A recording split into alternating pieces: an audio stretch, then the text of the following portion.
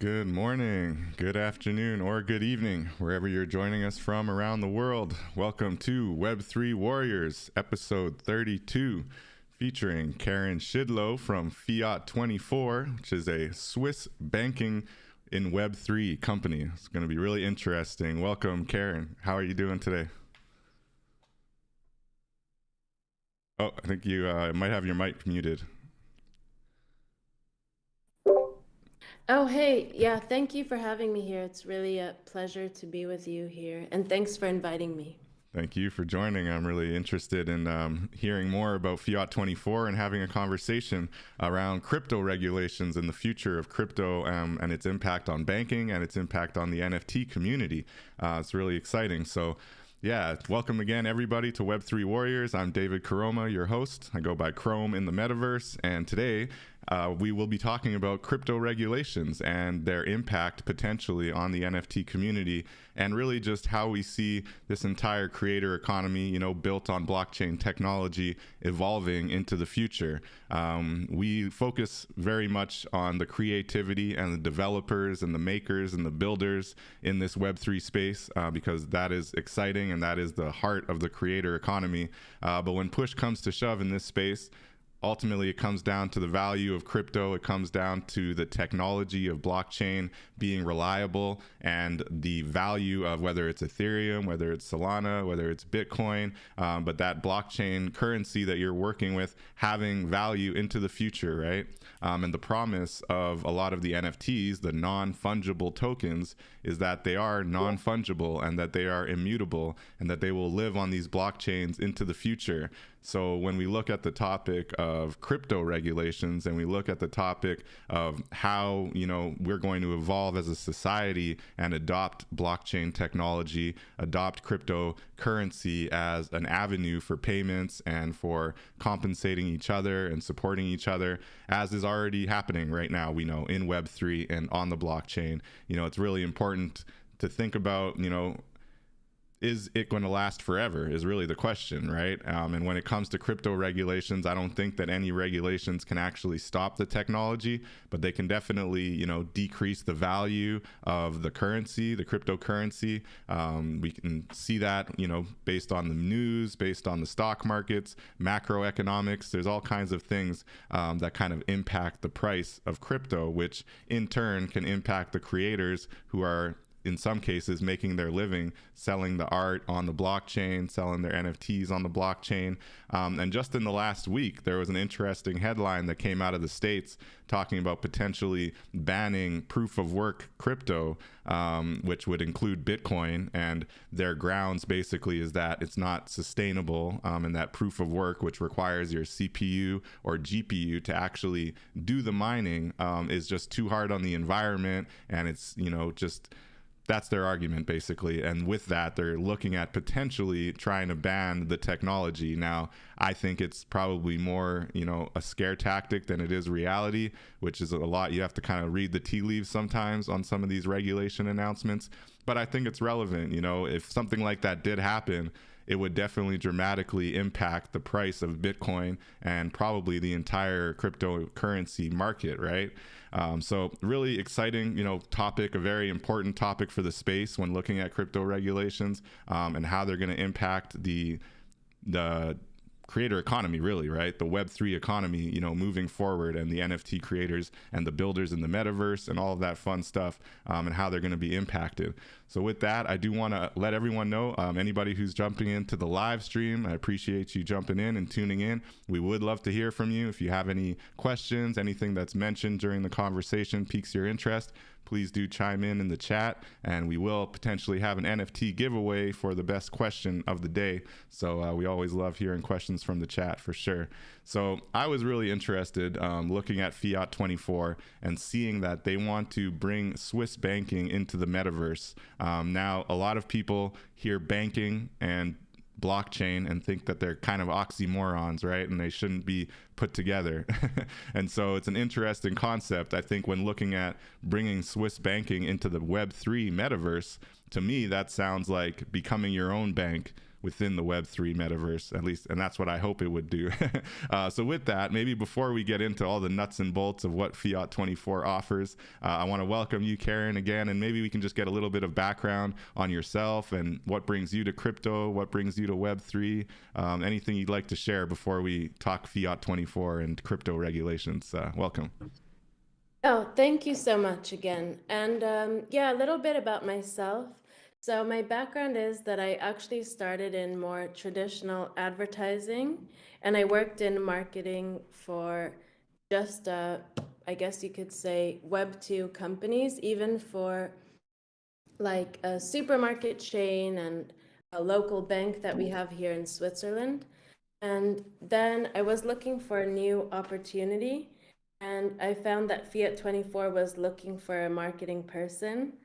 And to be honest with you, my background has never been in finance or crypto before, but looking into what they offer and then learning about Web3 and DeFi, it really just got me interested about the potential. And yeah, so I started working with them like at the beginning of this year. And I've Wow. been so lucky because I've gotten the chance to travel a lot in Switzerland and also abroad and really to learn more about Web3. And the more that I learn about Web3 and crypto, the more fascinated that I get. So I'm really That's proud exciting. to be like one of the early adopter people of DeFi. You're learning from a lot of early adopters. Yeah. Wow, that's exciting. So you're taking the crash course then. um, Yeah, I mean, I feel like there's a lot to learn, but at the same time, there are a lot of resources everywhere to yeah, learn from. most So, definitely. And Fiat24, I guess, is it? How long have they been with this concept of bringing this Swiss banking style to crypto and to bringing that? I guess it's onboarding and offboarding, right, of crypto to fiat. And fiat to crypto, making that easier and making that a more individual thing from what I've gathered in my research here. But yeah, what's their kind of background? How long has Fiat24 been around? And yeah, what's their goal? so basically, Fiat24 was started in 2018, and the road hasn't been super easy because it took 2 years just to get the fintech license, which is offered um, in Switzerland by the Swiss financial regulators. Mm. And it took just 2 years for the application to get through. And we are fortunate enough to be one of only 3 companies in the whole country to have received one. And essentially, what it does is the Swiss financial regulators, they are really interested in becoming one of the most crypto friendly nations in the world. They want to encourage other people to found and establish their companies here. So basically, they do really work closely with all of these innovative companies like ours, and they do audit us and like do all of the, like, because we do deal with fiat currencies, but they Mm. do want us to give companies the chance to explore blockchain and crypto and to see like what it can do.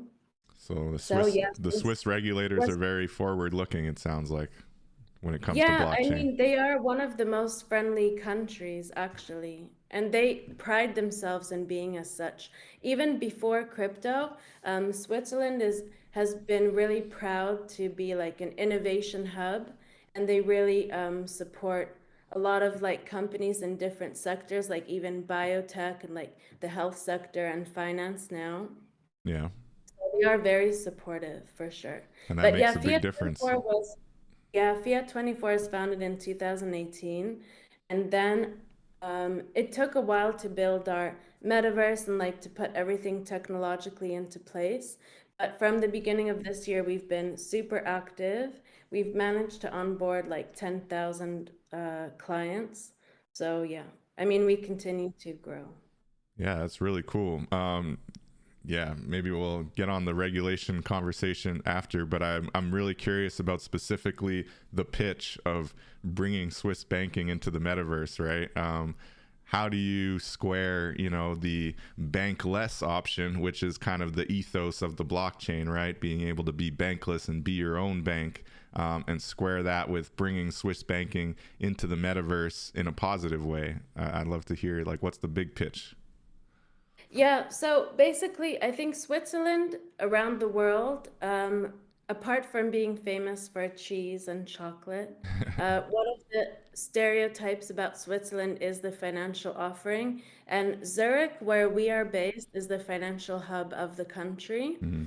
I think that having a Swiss bank account is quite valuable and attractive to people around the world, just because I guess like the Swiss financial institutions have been quite famous for like holding money for private clients and for offering a kind of security and offering a trust And that maybe impartiality, right? Being neutral all the yeah, time. Yeah. yeah. And so what we really want to do is to be able to offer a Swiss bank account to anyone around the world. And all that you really need to do is to have an Ethereum wallet and a bit of Ether, a mobile phone, some internet connection, and through the NFT that we issue, that effectively becomes your account with us. That's very And cool. yeah, then basically you can, so we are not actually a bank, so we don't offer all of the services that a traditional bank does, but we do offer cash accounts on the blockchain, which is quite unique. So how does that work? Cash accounts on the blockchain, how is that different from maybe your, Coinbase custodial wallet or some of these more traditional exchanges that are used for that kind of function, right? As far as switching your fiat to crypto, and what's the advantage of using this kind of Swiss fintech approved avenue? Well, first of all, I guess as you already know, in DeFi, because it's not super regulated at the moment, there is maybe a lot of concerns about if the company that you work with or that you trust your money with is not a scam project. So definitely one unique advantage is that we work closely with the Swiss financial regulators, which means that we're really trustworthy and we like to stay transparent. And otherwise, how we're different is, I guess, like the way that we use the NFT technology. So your NFT creates your account with us, and then it can be accessed like no matter where you are in the world, basically. Right, from your Web3 wallet.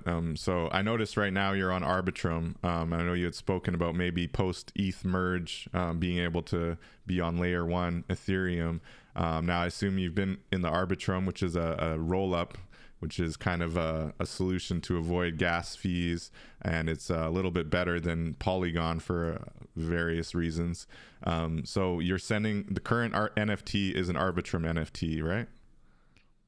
Yeah, that's right. But as you said correctly, that after the merge, if the gas fees are low enough, we will go back to the Ethereum mainnet. And later this year and into next year, we plan to move into other protocols too. Cool. So as of right now, it's essentially Ethereum, and then obviously Arbitrum, but you're not really off ramping many other cryptos. What about Bitcoin? Is it Bitcoin an option, or? For now, not, but you could off-ramp wrapped Bitcoin. Right. So basically, our preferred wallet is MetaMask at the moment. Yeah, and so everything that you can hold in MetaMask, you can hold on your Fiat24 account. It's very cool. Yeah. And so back on the topic of regulations, right? When looking at, a project like this, even, I believe right now you're not able to kind of offer accounts to those within America for regulatory reasons. How do you think they really enforce that? And it has more to do with you being approved by the Swiss government, right? And the Swiss regulators wanting to make sure everything's above board, right? When it comes to those kind of international jurisdictions. Yeah, that's exactly the case because we are really regulated, and we work closely with the Swiss financial supervisory authority, which is called FINMA. We are audited, and we really don't. At this point of time, we're not able to deal with countries like the US, where I suppose at this time they're also just trying to find out their own laws and like regulation according to crypto. But Yeah. apart from the US, we're able to serve everyone. Oh, okay. So it's just those American regulators are too complicated.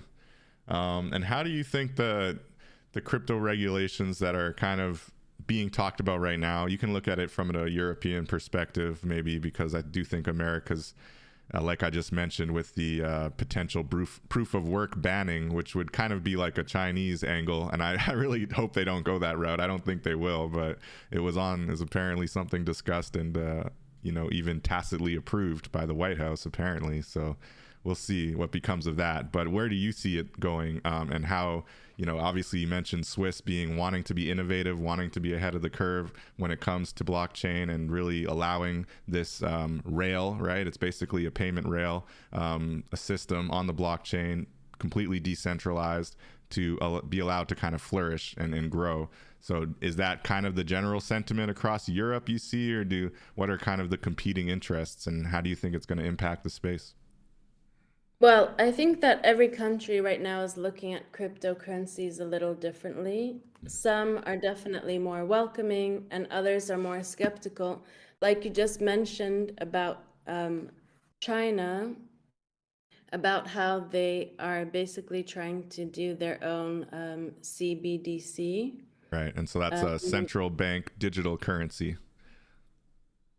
Yeah, I mean, that's a little bit concerning because I wonder if the fact that a government is able to issue their own like crypto and have that kind of power, if that will not like kind of encourage other countries to do the same. I know that the US is really continuing to progress in developing the federal cryptocurrency legislation. There was the big news from the Biden administration like recently, right? Yeah, it's interesting because on one hand, Powell and some of the regulators have actually been fairly more like the Swiss, kind of liking the innovation, acknowledging the advantages of blockchain, seeing the value in the peer-to-peer connection. But on the flip side, we definitely see from the same administration a lot of the FUD, which is fear, uncertainty, and doubt about the environmental concerns around proof of work mining and the idea that they waste too much energy or use too much energy. I think it's actually driving innovation even on the proof of work side, because you're seeing a lot of Bitcoin miners trying to find alternative energy sources to power their Bitcoin mining. You've seen some places where they actually use natural resources like volcanoes in El Salvador to power their Bitcoin mines, or solar energy, wind energy, hydro energy. So there's a lot of opportunities, I think, to actually drive innovation through proof of work, and Bitcoin's not going anywhere. It doesn't matter how many countries try to ban the proof of work system, as we saw with China, right? When they banned their miners, they lost a lot of innovation. They lost a lot of brain power. They lost a lot of their builders who just went to Canada, went to America, and all their mines went with them. And now the hash power, which is, the combined, mining power, which was, I think it was like 60% of hash power before China banned them, was in China. So they actually had an advantage strategically if you look at it from an international perspective. They had an advantage where 60 or more percent of their miners, of the Bitcoin miners in the world, were in China. And so they decided to kick them out. I don't know how small that number is now, but it's definitely significantly smaller. And so on the one side, to your point about their CBDC, and clearly they just didn't want any local competition. And the argument could be made that Bitcoin helps the US dollar more than it helps the yen. So maybe that was part of their calculation as well. But on the point about CBDCs, it looks like America is also looking at their own central bank digital currency, which I think they're going to try to kind of place in the blockchain mix. But to your point, when the government's creating that digital currency, that's no longer, a decentralized cryptocurrency, right? That's really just all of the same, negative kind of baggage that you get with fiat is attached to this digital currency. So it's not really a solution the way that Bitcoin is a solution or Ethereum is a solution, right? Yeah, I mean, I think that the main reason why governments really want to regulate crypto is because it's an activity that for now cannot really be monitored and controlled by them. But wherever there is kind of a flow of money, I think governments want to take their cut, and crypto is no exception. So I think that regardless of if we're talking about the US or the EU or even Switzerland, I think that governments really want to regulate crypto because it's a really practical means for tax evasion and criminal activity, because all of the crypto payments do not need the clearing authorities of traditional financial systems to operate. Yeah. So I think there's really a big interest in all of this right now. And especially if we look at like how maybe we still consider ourselves to be early adopters, but I think that now, like a lot more people, maybe even people who are not even into finance, are like starting to pay attention to cryptocurrencies, NFTs, and all of this blockchain stuff, and maybe even a little bit of Web3. So it's kind of coming everywhere. And I think that the governments are definitely interested in seeing like how they will have to interact with crypto, especially because at a certain level it does touch fiat currencies. So I think in a way like they kind of have to intervene Yeah, they on have a to be certain. aware, I think. They have to move with the times and adapt their, banking regulations and just general financial regulations to kind of meet the moment, I think, which is what, to your point, I think all governments are assessing and kind of trying to figure out what is the best avenue to do that. But yeah, it's interesting to see, and I think it could go any number of ways. But generally, when a technology is improving society, as blockchain technology is, and as peer-to-peer technology does, and it's adding to the GDP, right? It's adding to the economy. It's creating wealth where there was no wealth before, and that's where I think America and Swiss and Canada and a lot of these Western countries do see the value in that. But to your point, they definitely don't want to let it all that new GDP and new money get created without them getting a piece of it, for sure. And it's interesting because there's two avenues I've seen, and one is where you really tax it at the point of off ramping, right? And I think that is a kind of obvious, legitimate kind of way to tackle this. At the point where you bring the cryptocurrency off the blockchain and into your personal bank account, that's income, right? And at that point, that is included in your overall income and should be taxed.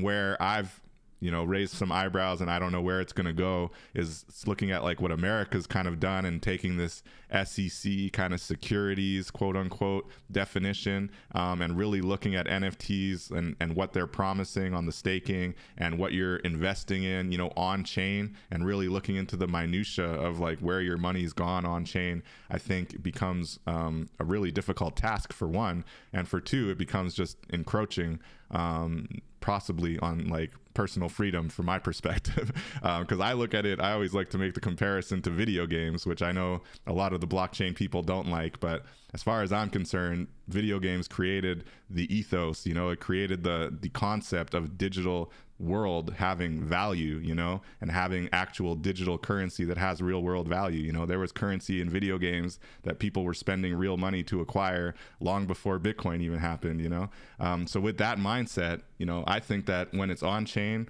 and the currency's on chain and there's transactions happening, but everything's on chain, until you take it off and actually bring it into real world fiat currency, the government shouldn't be even concerned with it. Is that a crazy thought? No, I think on one hand you're correct. So I think NFTs are a little bit of a particular case, but somehow they are connected to crypto because I guess the main way that people buy NFTs or get involved with them is through crypto. So the first point of entry for regulators right now is to assess how they can claim their stake on cryptos. But when we talk about NFTs, I think that there are a lot of different NFTs. So there are like the PFP NFTs, and then there's also utility tokens. And I think that kind of makes it a little bit complex because there are some use cases where NFTs don't really need to be regulated. So for example, like where some NFTs are just like trading cards, I mean, trying to regulate them would be like putting curbs on playing cards. I Right. think that's what makes the legal issues around NFTs so complex. But because NFTs can also be redeemed for fiat, it kind of makes a case for them to be considered as a value substituting currency. Mm. So I think that because there is the connection with cryptocurrencies, like I just think that there is this kind of interest. Also, if we see some of the prices that are going around for NFTs right now, like the every days, the first 5,000 days, which sold for $69 million, and then And Jack Beeple's, yeah. Dorsey's Twitter, which sold for like 2.9 million, then of course, like the regulators are gonna start looking at it. But I think, yeah, in the case of NFTs, it's a little bit to understand the exact value, and also because of how people buy them. I think that there's still a lot of anonymity around it, so it's kind of like hard for maybe like a body like the IRS to really like track who's buying what, you know? Yeah, and I think to a certain extent that's always kind of be the case, and that's why you do have things like what China did, just taking the extreme step to be like, we don't want any crypto in here, get it out, you know. And there are a couple other countries that have attempted this as well. But whether it's China or anywhere else, you know, you better believe underground there's still people mining Bitcoin, there's still people making Bitcoin transactions. And I really believe no matter what, even if every government on the planet tried to shut it down at this point, the value would probably go down significantly, but the technology is not going to disappear. And more importantly, you look at what Ethereum's doing, and they're really trying to take, you could say ESG, you know, environmental, social, and governance, kind of sustainability into account, right? And so that's where this whole merge is coming from, right? They're trying to go from proof of work to proof of stake. And with that, I think their hope is that they get a little bit more love from the regulators, and they're able to position themselves, you know, as a continuing to lead this kind of blockchain evolution. And hopefully, I know they're trying to position themselves ahead of Bitcoin because of the fact that they do have NFTs on their blockchain, right? They do have the programmability. And so with that, as we're talking about on this show every week, the creator economy is just going to explode. And there are other chains that offer it as well. Solana, maybe Tezos, that offer that programmability, maybe at faster speeds. But Ethereum has really got that first mover's advantage. And they're also by far the most decentralized of the programmable blockchains. So it's going to be really interesting to see if their move to kind of be more ESG and environmentally friendly, quote unquote, with their proof of stake really helps them from a regulatory perspective, you know. Do you have any thoughts on that? Do you think that the merge is going to be good or bad or indifferent? What do you think?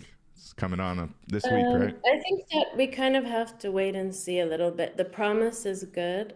And from what I've read a lot about online, it's like one of the biggest crypto news things, like stories to be out there right now, like one of the biggest impacts. Mm-hmm. I mean, obviously, if they can like increase the speed and also to like also provide lower gas fees, it will already be a huge step. That So would be huge. I Yeah. think we just need to wait and see like how it Yeah. goes. I And it's think, quite soon, right? It's like in yes, five this days. week, I think it starts the 15th. And then I think there's questions around what the actual process is going to be and how long like the actual merge is going to take to be finalized. It might be a week or two, I think they're saying. But yeah, it'll be really interesting to see what the impact is. And even just regulation wise, you know, whether it does, you know, improve kind of Ethereum's standing, and really just how things go in the whole way. So looking at this metaverse that you have on the Fiat24 site and the fact that you're, you know, utilizing the NFT, so you would say that account NFT is kind of a utility token, right? Yeah, for sure. So the NFT that we issue is basically like when you open a traditional bank account, you have to give like your data. Maybe they give you like a username and a password for your e-banking. But with the NFT, we give you your account number, your avatar, and then it also holds all of the transactions that you make. And in regards to how it works with our metaverse is kind of just like a side project, but effectively it's a world map where anyone can buy land using our F24 tokens. And when you buy land, it's like a showcase for your brand. So you have your logo, we link to your website and your Twitter, and we also have a QR code where any of our Fiat24 clients, when they scan the QR code, they can immediately just like buy with you. Oh, interesting. So it kind of acts like a branding awareness. So do you foresee it as almost like a metaverse Shopify, or, you know, where people are Yeah, kind of I think setting that up their would little be cool. shops? Yeah, I think that would be cool because, for example, I mean, the way that we personally think about NFTs is that it really goes beyond all of the monkeys and the kitties. Like, there's really utility there. Yeah. And for example, like people, like maybe like you want to go to a cinema and you or a movie theater and you want to buy a ticket. I mean, you could do that from our metaverse directly. So, I mean, even at the most rudimentary level of like even entertainment or like your daily life. So how does I that think, work? Let's say like a movie ticket, for example, right? So would the theater have to essentially be on the metaverse, sign up with you? Or is it just a scenario where maybe you could like connect to the theater site on your metaverse lot and just buy the ticket through your crypto? um, well, we do allow both private people and businesses to buy land in our metaverse, but if you have a business, of course, then there's an opportunity to sell something. So, Very cool. yeah. Yeah, I'm trying to figure out how it's really cool. Like I can foresee this being very functional in a future where people want to do like a one-stop shop and see what's available and be able to pay in crypto. Most importantly, yeah, it's a really neat idea for sure.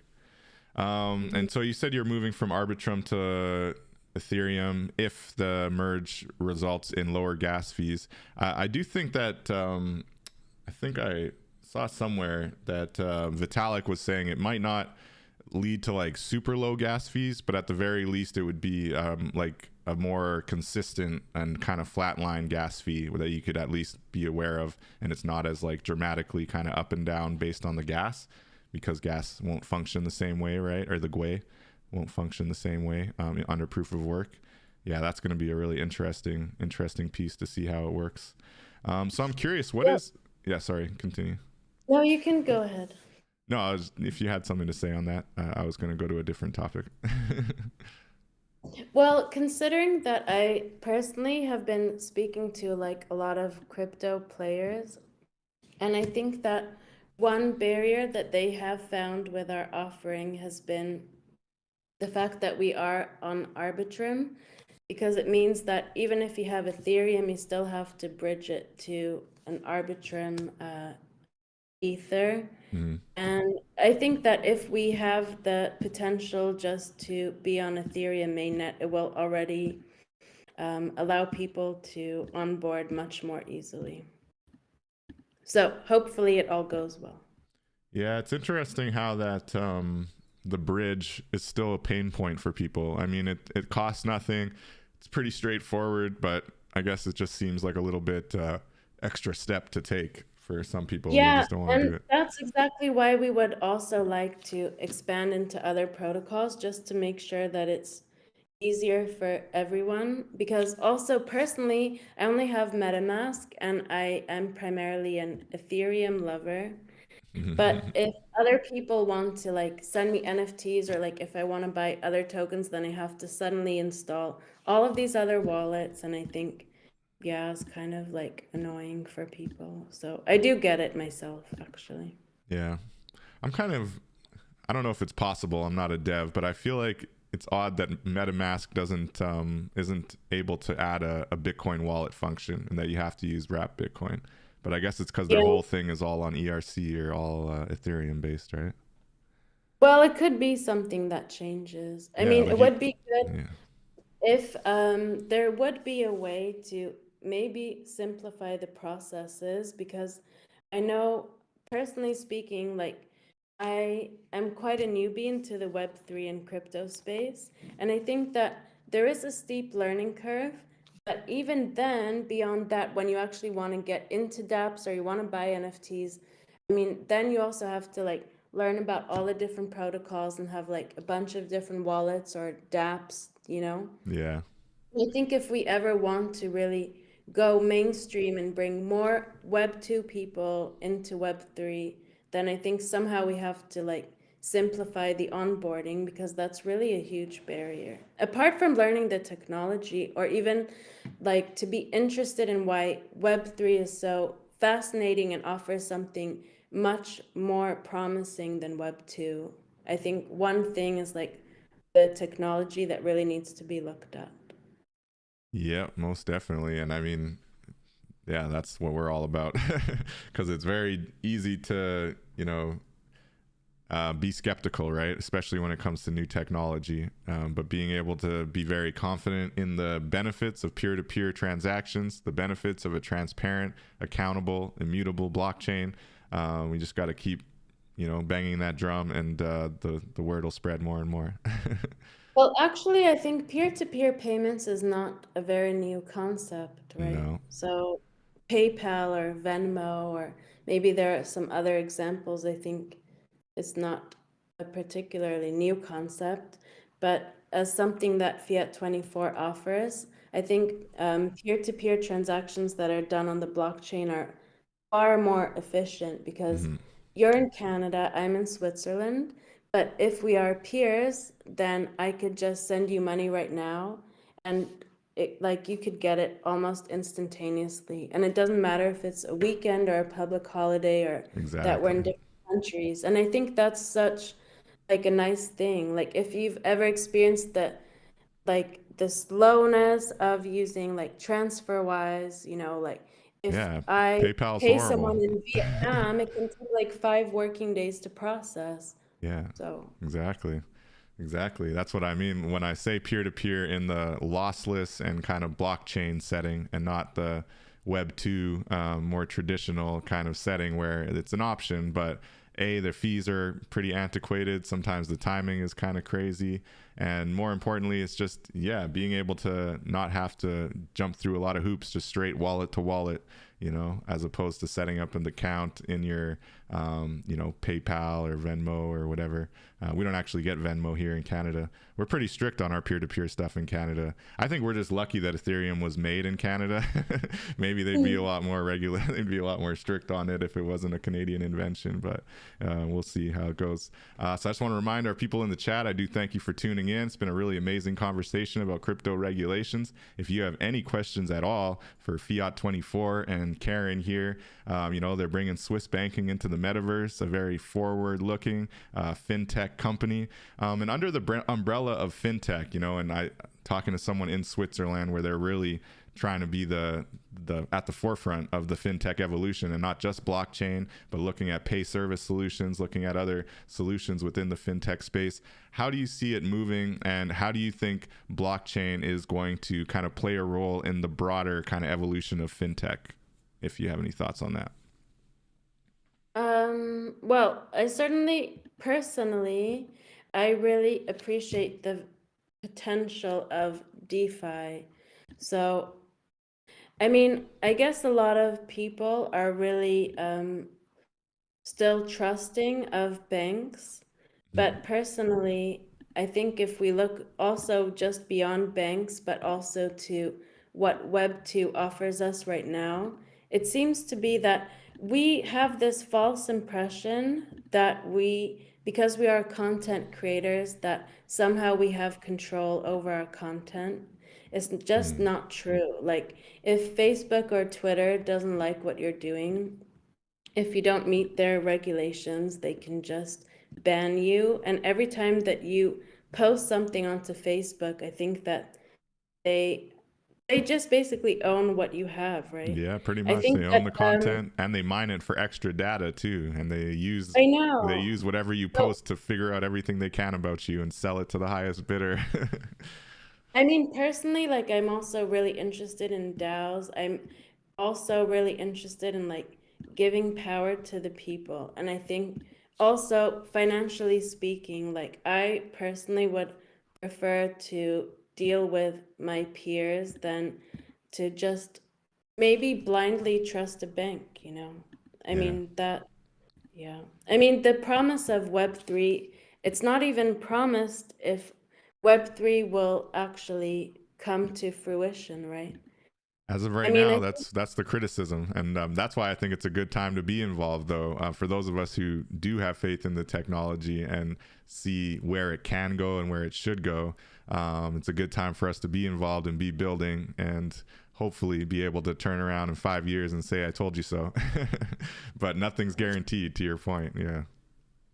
And especially because there are touch points between crypto and fiat currencies, I don't think that any government will really allow us to make transactions and to move money around and then maybe also cash it out to fiat or to buy crypto with fiat without regulating us. So, I mean, the hope is there, but I think somehow, eventually, sooner or later, there will be regulation involved. And then if that's a good thing or not, it remains to be seen, I think. Yeah, yeah. I mean, the regulation is starting already, as we've seen. And to your point about what the Swiss are doing, right? Trying to do regulation in the most kind of forward thinking and innovative way possible. And, the other side of the coin is banning proof of work, right? Which is just seems extreme and not very helpful, and not very economically smart either, because you're really stifling innovation at that point. So those are kind of two sides of the extreme, right? On one hand, you have a very friendly, forward-looking blockchain enthusiast maybe in government, and on a regulatory side that actually doesn't want to stop the innovation. And on the other hand, you have the kind of fear of the central currency being undervalued or tax revenue being lost to the blockchain. So I do think that there is a good balance, and the Swiss are probably leading the way on it. I think we have some pretty good regulations in Canada so far, but you never know. To your point, all it takes is one or two bad, leaders in government saying, oh, this crypto stuff is horrible, and just trying to tear it all down, and the value of crypto will get hit and the NFT markets will get hit. But I do think Web3 would even survive that kind of attack. But hopefully we can have friends in government, and that's why we host conversations like this, right? You never know what kind of government organizations might be listening, people might be listening, bureaucrats. There's a lot of GDP value, economic value, and yes, tax revenue value in this space, but it needs to be handled in a very kind of thoughtful and, to your point again, innovative way. And I do think that looking at, taxation at the point of off-ramping, at the point of actually becoming true income, would be my limit on government regulations, but I am sure they're going to go above and beyond that, I think so. Yeah. But maybe in terms about how regulation could impact NFTs specifically, I think we all pretty much know about this. The big scandal with the OpenSea, right? The one when And they were also, trying to like yeah, boost certain projects on their homepage and then take financial gains from it. They made an yeah, example. They made an example out of that guy. yeah. And also, I think that there are a lot of scam projects. I mean, there is also a lot of rug pull and like wash trading. And I think that maybe in terms of NFTs, like a little bit of regulation could be quite useful. Well, and What it's do you that think? kind of stuff that is going to guarantee that we get some kind of regulations. I do think that it might be a scenario where, platforms, we already see it with OpenSea, right? They'll deplatform something if it's an out and out scam, right? It does take probably more than it should, maybe in some cases, for them to deplatform stuff, but they do try to do that. Now that doesn't remove it off the blockchain. That doesn't, allow people to scam people in other ways through Discord and other stuff like that. But it is something that really just comes down to do your own research and be very careful, because a lot of these times it's not even like you've been hacked or there's something outside of your control. You've just been convinced to buy into a project that was just, astroturf and not worth any real value. So yeah, it's unfortunate side of the NFT market for sure. But you could make the argument that part of the stock markets, that's part of the business markets. There's people out there in the real world making similar pitches and getting people to waste their money on similar things, in the business world. And so it's part of it, but we definitely don't like to dwell on that side of things. And it's easy to dwell on that side of things because it is a real problem, and we're just evolving, and I do think that is going to be one of the reasons why regulators come for sure. We do got a question in the chat, so I want to thank Meta Screenplays. Rick, how you doing? Thanks for joining us. He says, when will we be able to purchase NFTs no matter the blockchain just using my debit card? No, we have not answered that question. It's an interesting concept. I would say that's a very Web 2 approach to the Web 3 space, but OpenSea does allow people to use their Visa debit, so it has to be credit card, but already to purchase NFTs. But the way it works is you're using your credit card to actually purchase the crypto, which you then use the crypto to buy the NFT, so everything's on chain. What are your thoughts around that, Karen, and the idea of ease of access, right? And I think that is an ongoing debate within the space. How easy should we make it? Well, I think for now it's important to to take a look at the UX right now, because I think that a lot of Web3 projects, they're just not as seamless as Web2 apps, whether it's a browser app or on your phone. So either we have to really simplify the process for Web2 people, or somehow we have to educate people about Web3. Because I know, like, personally speaking, as a newbie, it was so weird for me to navigate to websites and then to see Connect Wallet, and that made like no sense to me. And it can even be a So little I think scary at either we first. need, Some people overthink yeah, the wallet, you know, and it is something you want to be cognizant of because some sites you don't want to connect your wallet to.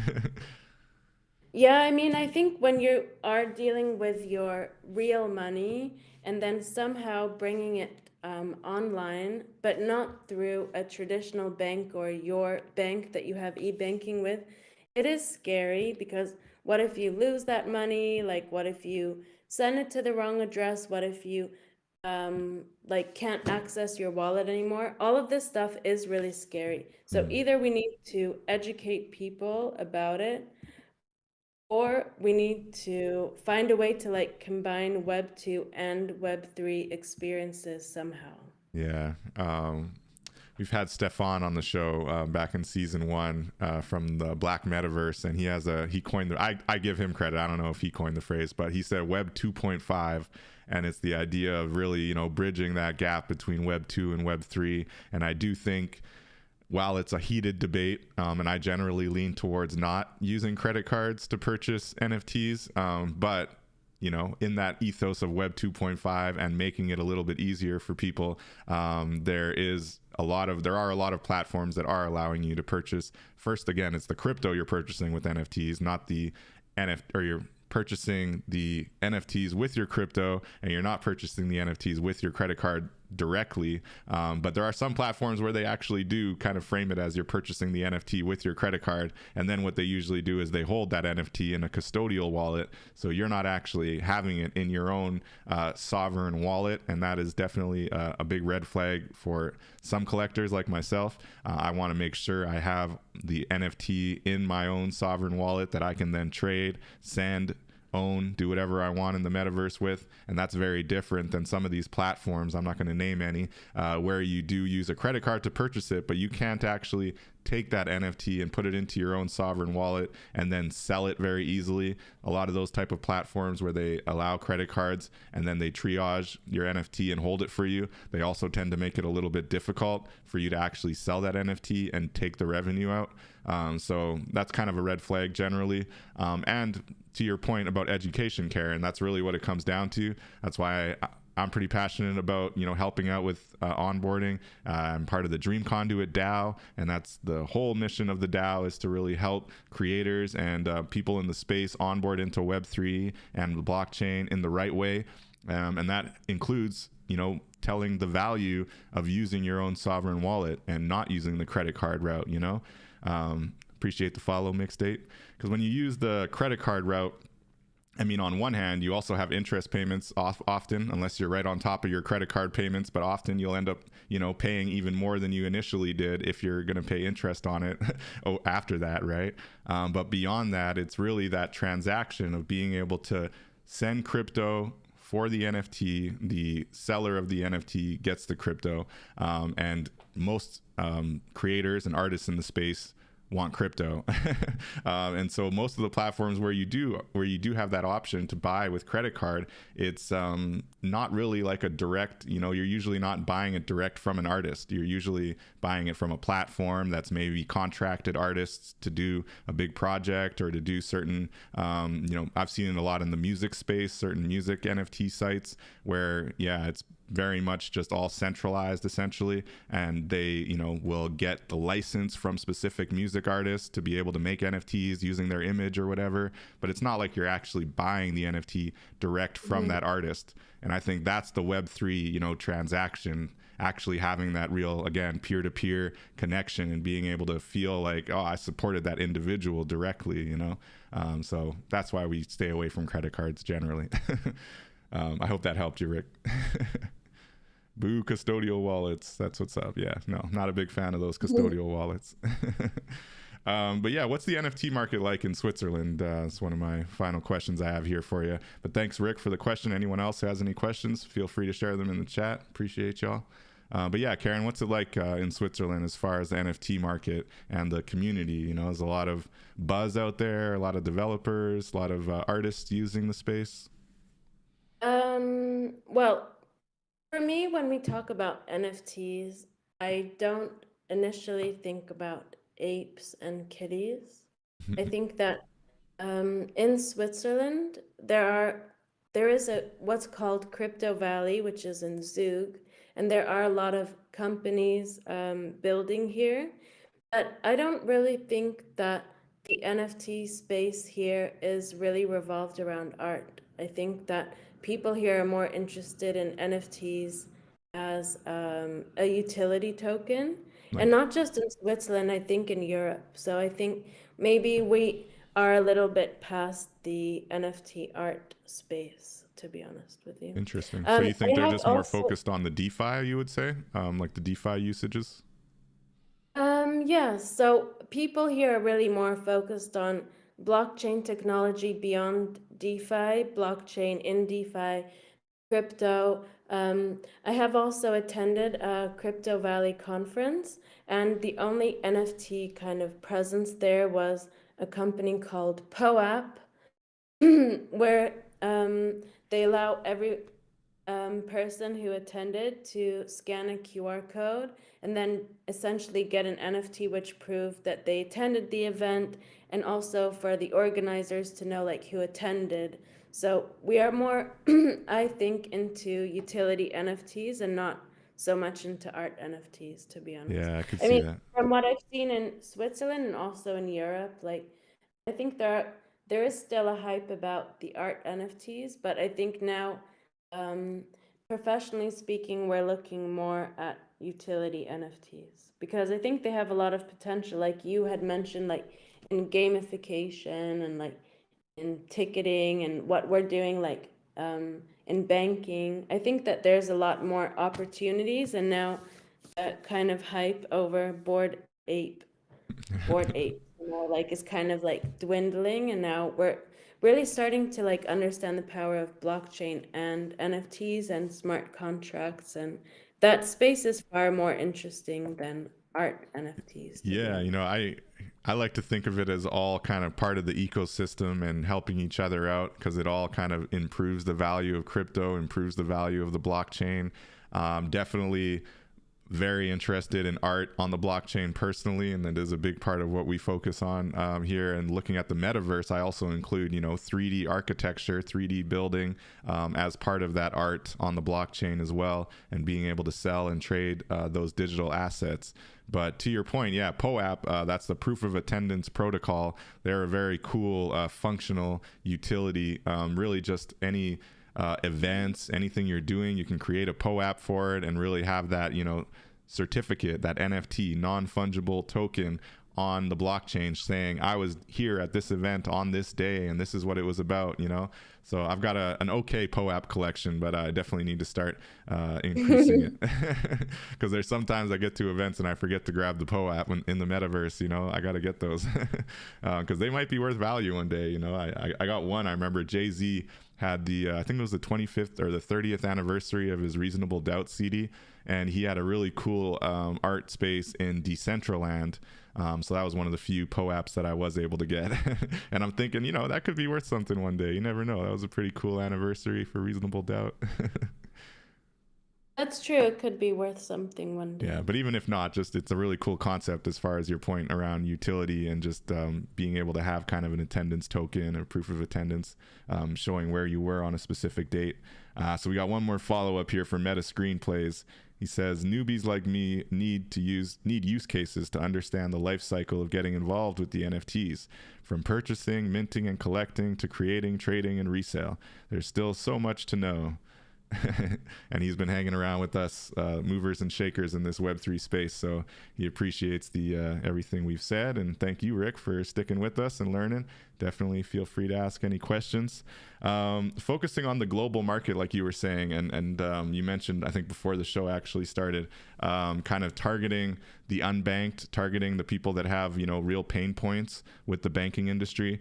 And, you know, as I've spoken to a lot when I talk about the creator economy and these peer-to-peer over the blockchain, being able to avoid those antiquated banking systems, who benefits the most? I look at the artists in Nigeria and Ghana, artists in South America, India, Malaysia, who really, yeah, it's just huge. And getting that US dollar exchange rate, right? So even stuff that sometimes doesn't seem like that much to us ends up having a bigger impact in these other corners of the world.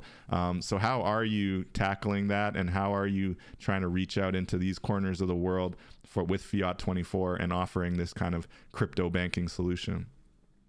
Yeah, so I would like to say that even though we are based in Switzerland, Switzerland is not really our target market, because Switzerland is also famous for notoriously being kind of an isolated country. So we are in the midst of the EU, but we are not part of the EU.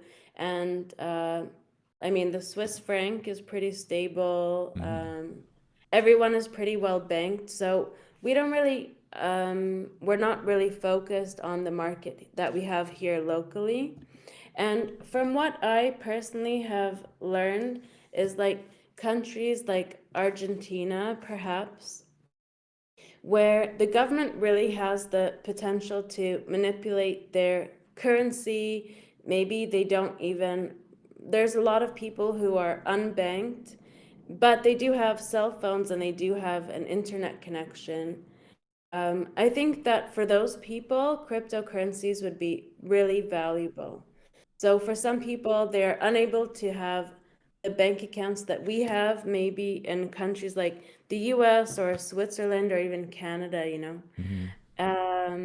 Or maybe if they do, maybe they're not really allowed to hold like US dollar because the government wants to force people to hold their local currency, which is manipulated and inflated as they wish politically. Right. So I think that beyond just our service, I think that digital currencies and Bitcoin could really be a good solution worldwide. I agree. And I I mean, think that's the dream, really. that is the dream. And it's interesting because on one hand, to your point about, you know, the apes and the kitties and the insane valuation of some of these NFTs, and we know that that's being driven, obviously, well, I shouldn't say obvious because it's not just one corner of the world, but it's driven largely by American and Western investors. But there are definitely, you know, some in Hong Kong, Southeast Asia. There are NFT collectors in other corners of the world that are well financed. But we see a lot of the quote unquote degen community, especially the English speaking, you know, degen community, and their ability to really prop up some of these projects with insane amounts of money and liquidity, and then, you know, benefit from all of the ups and downs of that market. And it's a really interesting space that, to your point, is probably calling out for some kind of regulation and might not exist in that form forever.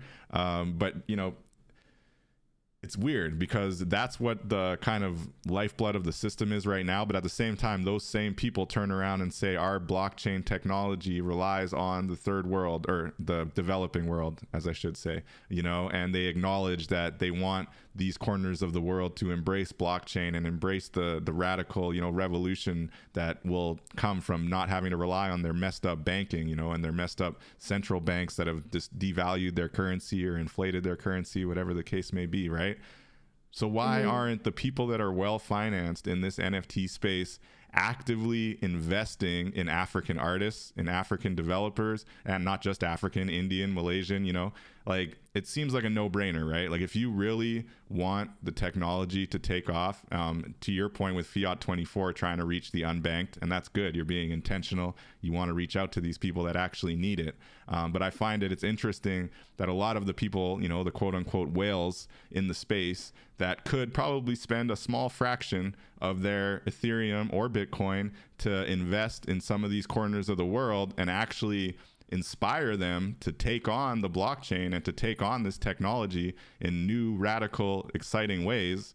for a relatively small investment that might actually yield returns for them if they just took the time to look at these spaces and actually, try to set up something. And to Cardano's point, I give them credit because they're actually on the ground in Africa trying to set up these kind of micro examples of how the blockchain can actually help a community or a society. So I do give them credit for that. And I'm sure there's a few other, small examples that you can point to. But on a bigger scale, it just seems like a no-brainer. Like if we really want the developing world to embrace blockchain, we should be investing in the developing world embracing blockchain, right?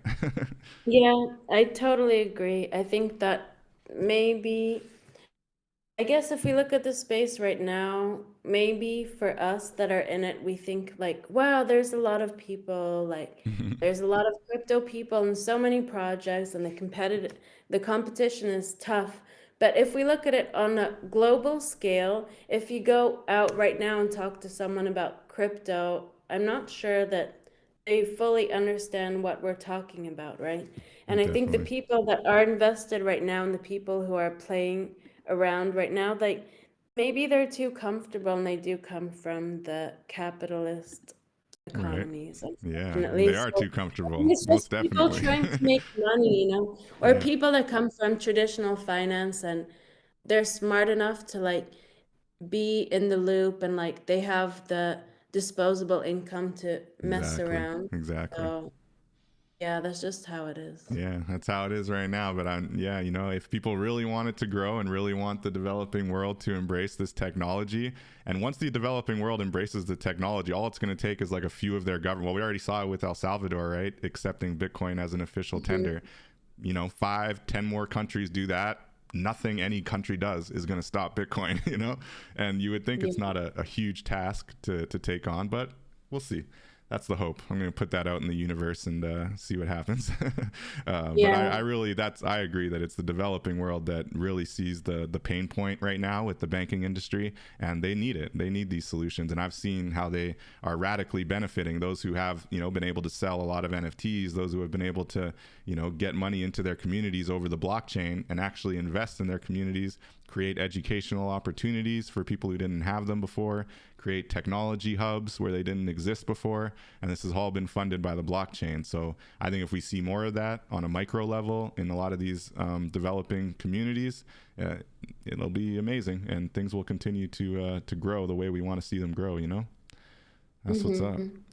All right, all right. Well, I thank you so much, Karen, for all of the conversation. I think we've tackled a lot of really important points around crypto regulation. I'm actually surprised I haven't talked crypto regulations until now on this show, because it is such an important topic. Our final question we always ask every guest is, what do you say to those that are out there that haven't, like you said, heard about crypto, or maybe they've heard about Web3 and NFTs, but they're skeptical? What have you been kind of telling friends or anyone who, is interested but skeptical about the space, and how would you try to encourage them to get involved? Well, I think the promise of Web3 is really to um, find a new way to give power to the people. So for now, I think that we are all happily using such big platforms like even Facebook, as I said before. And somehow we think that, like we own all of our data, but we actually really don't. And I think that Web3 offers something far greater than what we've seen so far. And maybe for now it is kind of just a concept, just like, in the 90s, internet adoption was kind of slow, and then people didn't really understand like the full power of what it could do. I think we're now really at the cusp of what Web3 can offer.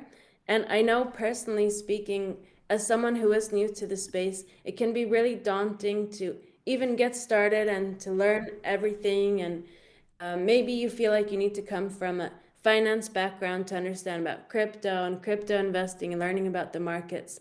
But if you have any kind of interest at all, there are so many places where you could learn. There's Discord, and there's Twitter, and there's YouTube. And now there are even some blockchain and crypto academies where you can take courses. So I think if you have any even kind of minimal interest, even if you're not a tech person or a finance person, I think it's really worth looking into, because for sure, one way or another, it's going to be our future. So. That's it. One way or another, the technology is going to be impacting you soon. So jump on the wave. And yeah, it's amazing. Thank you so much, Karen. I think with that, we're going to wrap it up, and we will be live again next Saturday at 12 p.m. Eastern, talking to some more artists, and really looking forward to that. But thank you so much, Karen. That was a really important conversation about crypto regulations and where we see the space going and evolving.